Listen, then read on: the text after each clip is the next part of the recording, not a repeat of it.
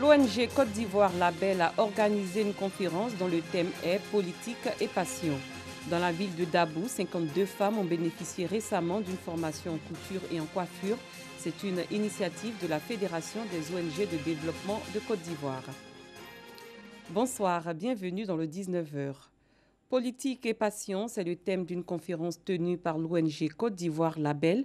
Le conférencier Kouya Nyepa, alias Budefer, ambassadeur de la paix de l'Organisation internationale de la francophonie, est revenu sur les récentes escalades verbales et physiques constatées sur les réseaux sociaux. Clément Boko. On ne choisit pas mes amis. Tu ne choisis pas pour toi, il ne faut pas choisir pour moi. Tu me dis pourquoi tu marches avec un tel, je te dis pourquoi toi tu marches avec un tel. Si moi je dois choisir tes amis, pourquoi? Toi, tu as 10 ennemis, moi j'ai 10 ennemis. Je n'ai pas tes ennemis, parfait, mais ça me fait 20. Ah non. Moi je veux 20 ennemis, toi tu as toujours 10. Pourquoi? Chacun casse ses 10. Des anecdotes mêlant humour et satire. C'est le ton choisi par l'ambassadeur de la paix de l'Organisation internationale de la francophonie, Kouya Nyepa, connu sous le nom de Budefer. Il dénonce les récentes violences verbales et physiques entre acteurs politiques ivoiriens sur les réseaux sociaux.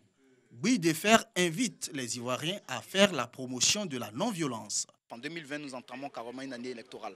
Donc il était temps, il était urgent que nous interpellions les uns et les autres à mettre un peu d'eau dans leur vin. Ce qu'on entend sur les réseaux sociaux, les médias, c'est effrayant.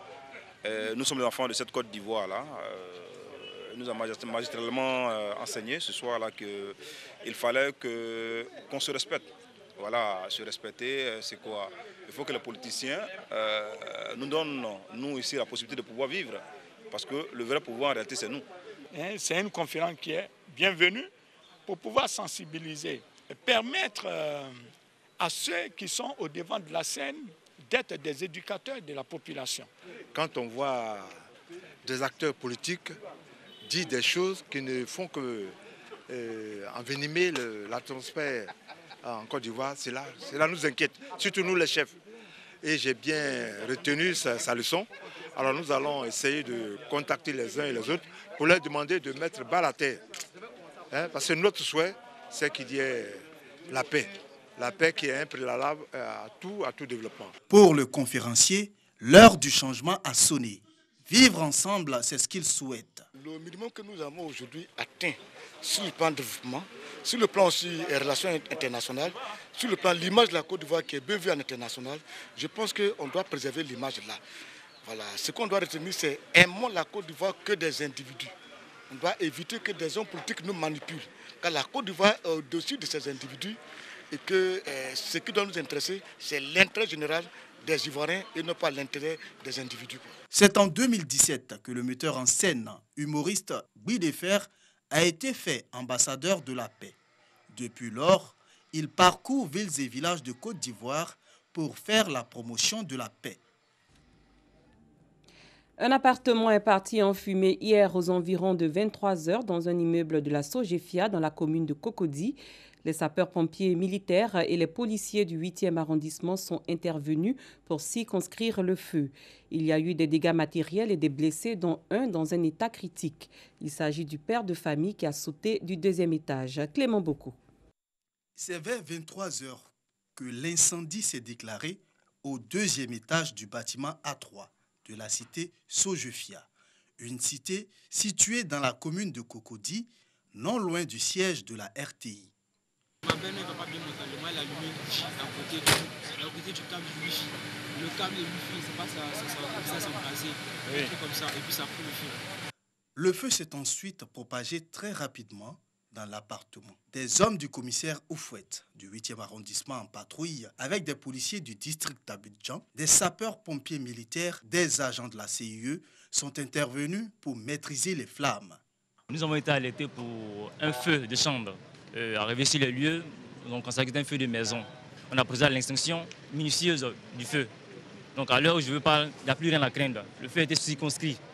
Pour cela, actuellement, à l'aération au début des locaux. Le maire de la commune de Cocody est arrivé sur les lieux pour apporter son soutien aux victimes. Si je suis là, c'est pour apporter le soutien de tout le conseil municipal et de moi-même et dire courage à notre frère et qu'on va voir qu'est-ce qu'est-ce qui ne va pas. Nous disons merci d'abord aux sapeurs-pompiers pour leur rapidité et aux policiers qui ont pris les choses en main. Que tout le monde vraiment fasse attention de telle sorte que ces genres de situations ne se répètent plus. Bilan de l'incendie, 3 blessés dont un dans un état grave. Le père de famille qui a sauté du 2e étage et des dégâts matériels. Au moins 70 personnes ont péri dans un gigantesque incendie au Bangladesh. Les flammes ont ravagé des immeubles d'habitation de la vieille ville de Dhaka, nourris par des produits chimiques entreposés. Des dizaines de personnes ont été prises au piège de ce feu qui s'est déclaré en fin de soirée mercredi dernier. Rosemonde Kini, Doigt de Laser. Au moins 70 morts dans un violent incendie à Dhaka, au Bangladesh. Le gigantesque feu a ravagé des immeubles d'habitation de la vieille ville. Il a été nourri par des produits chimiques, le propageant à toute vitesse. Jeudi matin, près de 200 pompiers ont circonscrit le feu, mais celui-ci n'était pas encore complètement éteint. Un incendie similaire avait déjà frappé la capitale en 2010 et fait autour de 120 morts. Au Bangladesh, de nombreuses constructions ne prévoient pas de mesures adéquates contre le feu. C'était le récit de Dangui Dangui. Retour en Côte d'Ivoire, la FEDOCI, Fédération des ONG de développement de Côte d'Ivoire, a permis à 52 femmes de la ville de Dabou de bénéficier d'une formation en couture et coiffure. Une initiative pour contribuer à l'autonomisation de la femme et de la jeune fille dans le pays. Plusieurs kits ont été remis aux femmes désormais outillées pour faciliter leur installation après 6 mois de formation.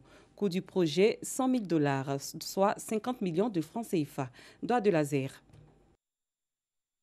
Kadidiatou Koulibaly, 27 ans, vient de suivre une formation de couture. Un métier qui va lui permettre de se prendre en charge financièrement. Je ne faisais rien auparavant et Dieu a fait grâce.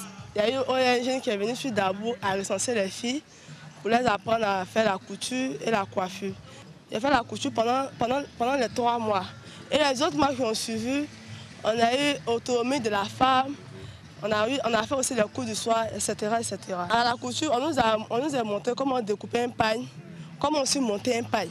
La formation de Kadidiatou a été assurée par la FEDOCI, Fédération des ONG de développement de Côte d'Ivoire, à travers son programme d'autonomisation de la femme et de la jeune fille sur l'étendue du territoire national.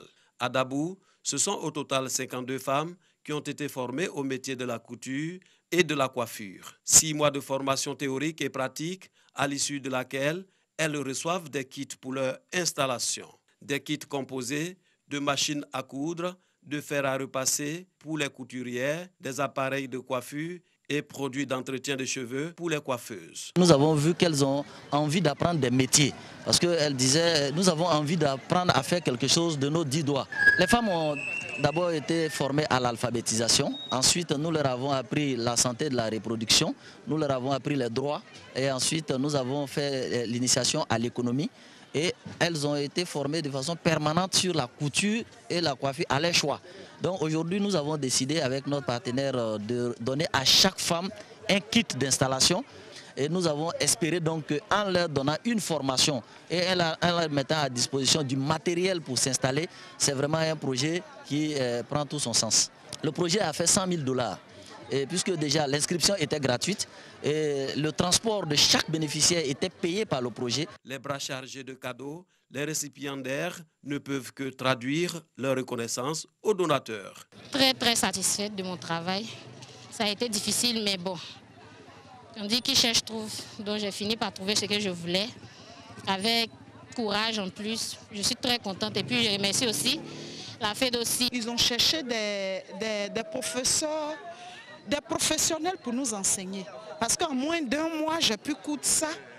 Donc vraiment, je dis merci. L'initiative est saluée par le maire de la commune de Dabou qui a exhorté les bénéficiaires à mettre à profit leur formation pour être des modèles dans la société. Une telle autonomisation de ces femmes sera bénéfique à elles-mêmes en premier ressort, mais aussi et surtout à l'ensemble de leur famille.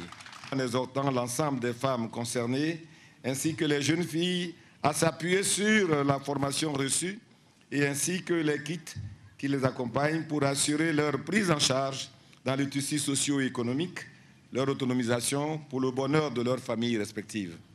À vous, responsables du projet, nous souhaitons la pérennisation de cette action à Dabou, afin que d'autres jeunes puissent en bénéficier. De retour chez elle à la maison, Kadidiatou est accueillie comme un héros. Mon souhait demain que ma fille réussisse quoi. Comme c'est un début, elle va chercher un magasin où elle va mieux apprendre encore. Désormais, Kadidiatou Koulibaly a un métier noble. Elle devra s'installer à son propre compte pour son autonomisation.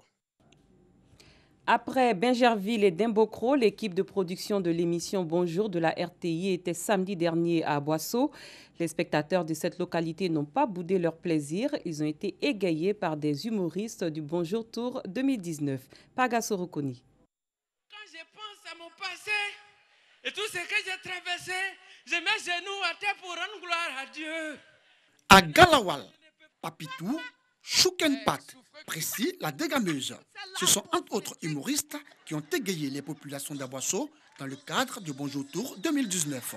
L'émission humoristique à succès de la radiodiffusion télévision ivoirienne RTI. Il s'agit pour les organisateurs de permettre au public des villes de l'intérieur du pays de profiter du spectacle en direct. Et c'est la place Etier-Elengan qui a servi de cadre pour ce rendez-vous d'humour et du rire. Je n'aime pas la pauvreté. Je n'aime pas. Même dans la musique, quand on prend nos musiques d'aujourd'hui, là, un gars comme Tikenja, tellement le gars est bé, il a l'argent, quand il chante, on n'entend pas. Aïe, la miserie, là. Il mange avant d'aller au studio. Il a l'argent. Mais prends un reggaeman pauvre, moisi, qui a ses débuts. Le gars, il arrive. C'est-à-dire, André, il a épilepsie. Il arrive, voilà, Rasta, la salle. Mougoubal, il a fait 2 ans dedans, on s'en fout de l'odeur. Quand il a dit Dja! Quand on dit, bon, je sais que vous ne vous droguez pas, mais quand on dit Dja, là, qu'est-ce qu'on répond? Dja! Le règlement arrive, on dit, bon, comment tu t'appelles? Le règlement pauvre, il a sa première scène. Il dit, yeah, man, big respect à tous ceux qui sont là, ça, je suis le bon bon, qui a fait ça. Place sur le bon,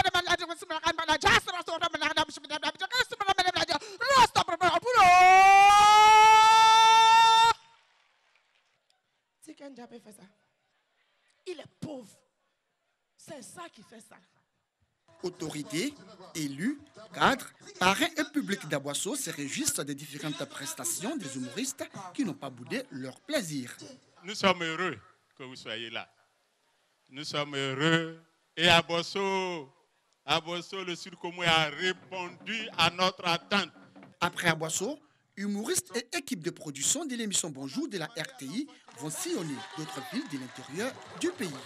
Abidjan, Paris, tout le monde connaît Gagnoaga. Il y a un gars qui est assis dans le public. Il dit, mon frère, continue, c'est pas là qui est important, c'est devant, on t'attend. En sport, le ministre des Sports, Dan Paulin Claude, était hier à Yamoussoukro pour féliciter le comité d'organisation du 45e rallye Bandama. Cette édition, qui marque les 50 ans du rallye Bandama, a été placée sous le sceau de la célébration des grandes œuvres de feu le président Félix Houphouët-Boigny. Notons que le top départ du Bandama a été donné cet après-midi. Salif Ouattara. Revenu fraîchement d'une mission effectuée aux États-Unis d'Amérique, le ministre Dan Paulin Claude s'est sacrifié à une tradition en se rendant de façon express à Yamoussoukro pour souhaiter l'aquaba à tous les équipages et staff techniques du 45e rallye Bandama. Ce message d'aquaba a été transmis par le président de la Fédération ivoirienne des sports automobiles, Alain Ambrosino. Notre présence est tout un témoignage. Le témoignage que le gouvernement de Côte d'Ivoire accorde une importance capitale à tous les sports. Le sport doit être le creuset du rassemblement et aussi du sursaut national. C'est pourquoi nous encourageons effectivement les pilotes ivoiriens, Maurice Ferré, Kwasi Lenoir et tous les autres, à faire en sorte que le flambeau et le drapeau ivoirien soient portés aussi au firmament dans cette lutte amicale et fraternelle et sportive. Le rallye Bandama fête ses 50 ans cette saison. La première édition du Bandama s'était déroulée en 1969. Le Bandama a connu quelques arrêts lors de la crise militaro-politique qui a secoué la Côte d'Ivoire. Peu après ce passage du ministre Dan Paulin Claude, les équipages ont pris le top départ de la compétition. Une super spéciale devant la fondation Félix Houphouët-Boigny. Avant de nous séparer, sachez que plusieurs manifestations ont eu lieu vendredi contre le 5e mandat brigué par le président Abdelaziz Bouteflika au pouvoir depuis 1999. Des heurts ont éclaté en fin de journée. Pour de nombreux Algériens, c'est la candidature de trop.